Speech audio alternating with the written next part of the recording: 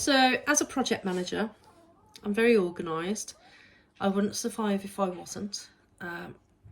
And I guess the sad part is that everything in my life becomes a project.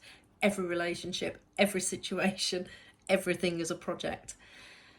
So that really helped me with writing, actually. My project management skills really helped me with writing because I can start a book, move on to another book, come back to that book, and I decompartmentalize it just like I do a project. So I can sometimes have a few projects in tandem, and if one goes on hold, I'll start working on another project and then I have to come back and pick that project up. So these skills have really helped me with my writing, and so it did with scheduling. So schedule your life and say, okay, it's unrealistic for me to have big chunks of time in my day anywhere to do writing.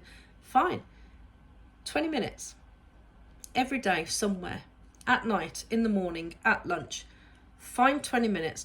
When your husband or your wife comes home, say, right, when you come home, I just want half an hour to myself. You have the children, and go hide somewhere or go to the library. Sometimes getting out of the house helps. So scheduling that time when the library is open, and then just go and sit in the library. J.K. Rowling sat in a cafe. Find a spot to do it. I see so many guys sitting in country lanes reading their newspaper somewhere between 5:30 and 6:30 on the nights. And the reason they do that is they tell their partner that they're working late just so that they can sit and read the paper in the car for half an hour or an hour, just to have that time alone to themselves. I think it's very deceitful and sneaky, because that's also when kids play up and the woman's desperate for the man to come home and help. So get out of the house, go and hide in your car, sit and write for 20 minutes, 30 minutes.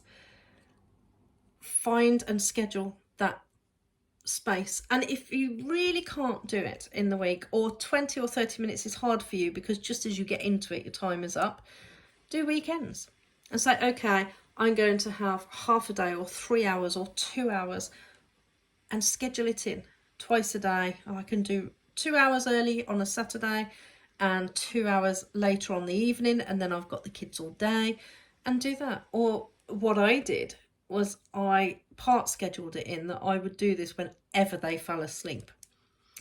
So the minute they fell asleep, most moms make the mistake of going, right, now I'll wash up or fold the laundry or do this because it's they're quiet.